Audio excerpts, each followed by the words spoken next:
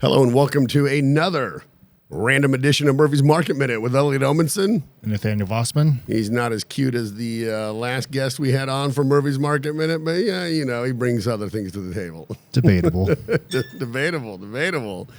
All right. So, all right. One of the great things about finally having like a actual legit podcast studio and having everything set up is that we can actually, you know, kind of communicate a little more frequently, which is something I like to do, especially in times like this, right, where there's a little more uncertainty, right? People are being bombarded with news of different kinds, we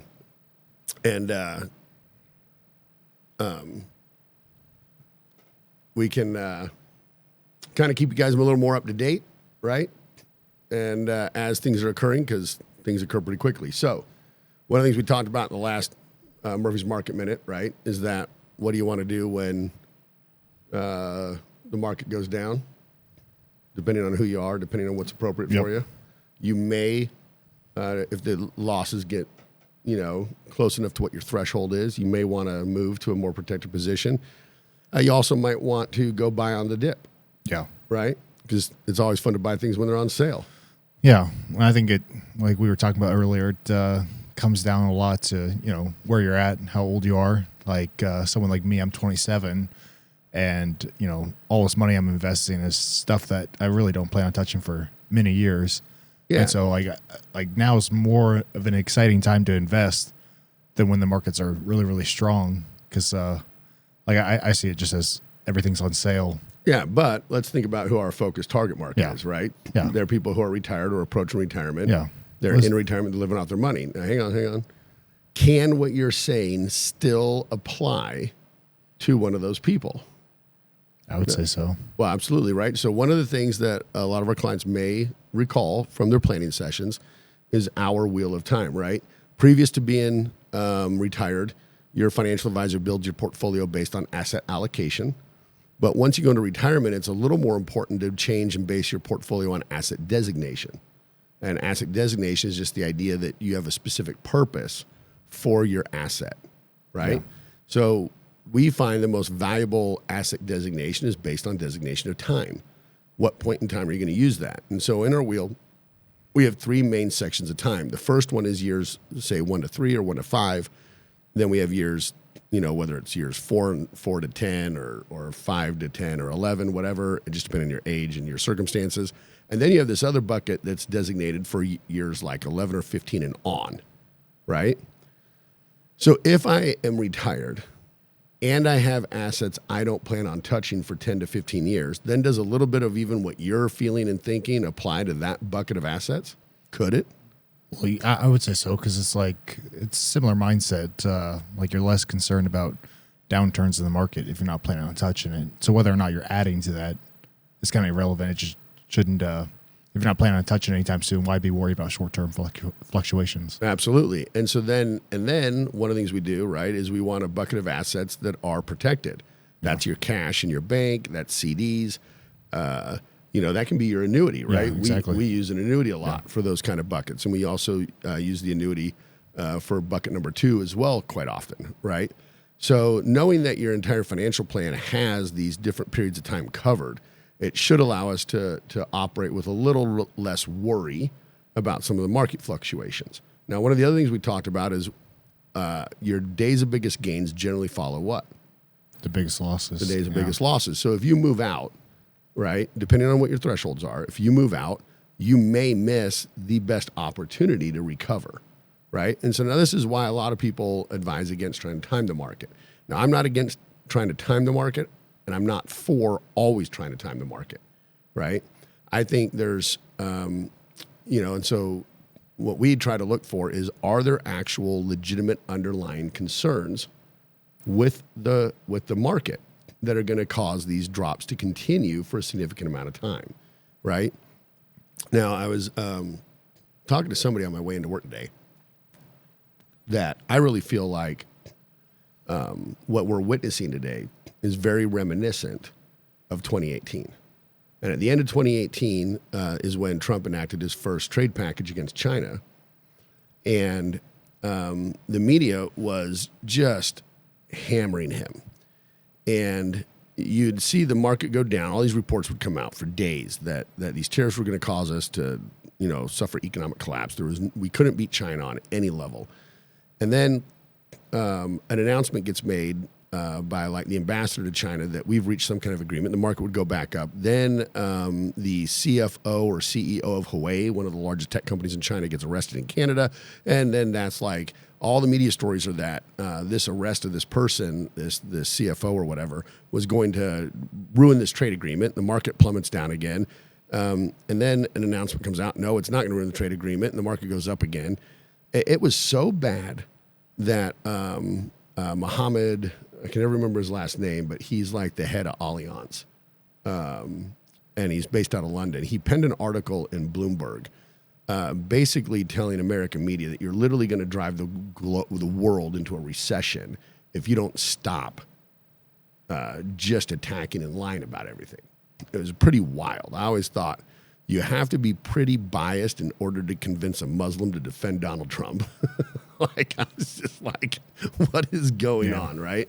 Now, it took like 6 to 8 months, I think, for the markets to recover from all that volatility. But that's not years. Yeah. That's like 6 to 8 months, right? And I really feel like we are kind of seeing some stuff like that, but it probably isn't even that bad. And one of the reasons why is today, what happened? The core inflation index came out. Now, it doesn't include food and energy. But I think it's down to the lowest level in 4 years. Yeah, I think core inflation year over year was 3.1%. Yeah. Which I believe like last time, I think that might be one of the lowest since early 2021.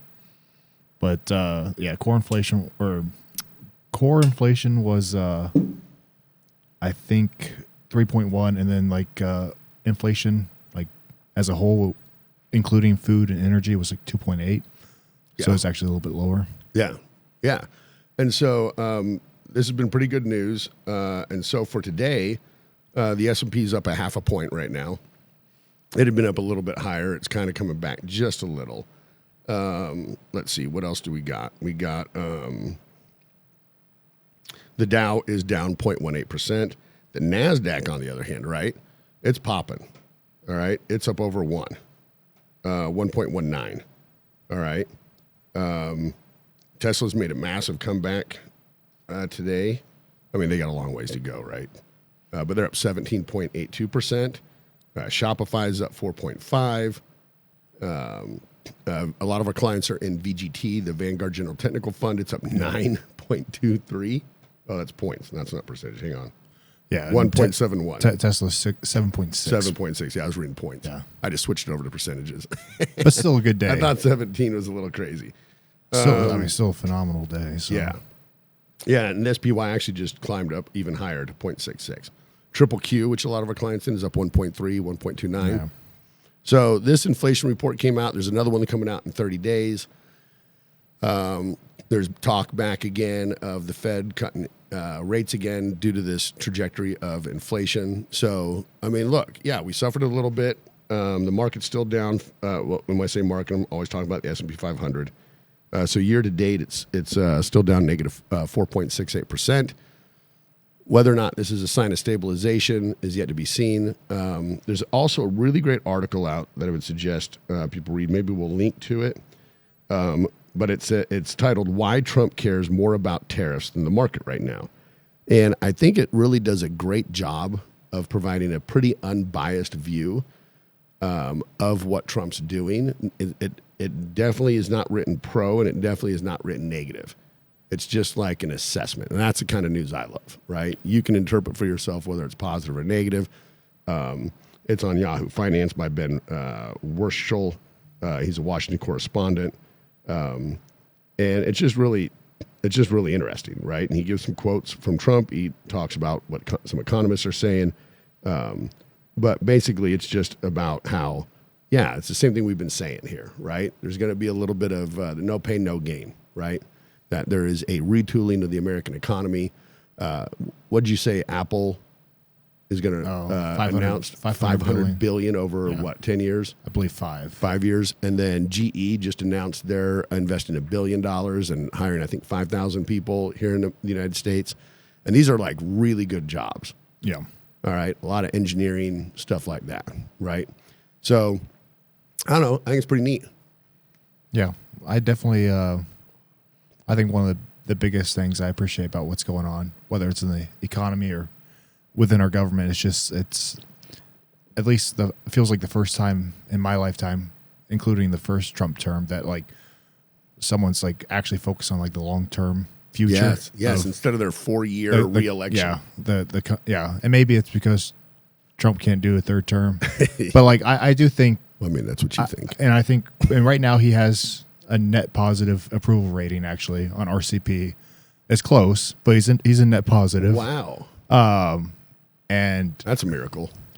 Yeah. And if he's still maintaining a net positive, and maybe that'll creep down to the negatives, but with all like the BS going on right now, it's pretty impressive. And I think long term, I feel pretty bullish on a good term. Yeah. And if I was him, I'd be like, who cares how negative it is, as long as by midterms, positive effects are being seen, right? Because he doesn't want to lose the House and the Senate. Yeah. That'll make life really difficult to get the agenda passed. Most likely he will, because they always do, right? But we'll see. So anyways, that's it for this extra bonus round of Murphy's Market Minute. We're going to, anytime we feel like there's something important that we want to like share with you guys, we're going to film one of these. We're going to drop it. So just get used to, finally, I know I've been promising this for years. Thanks to Nathaniel Fossman, I'm actually finally delivering. Yes, sir. Thanks. Appreciate it. Of course. All right. Until the next one of these, this is Elliot. Nathaniel. Signing off.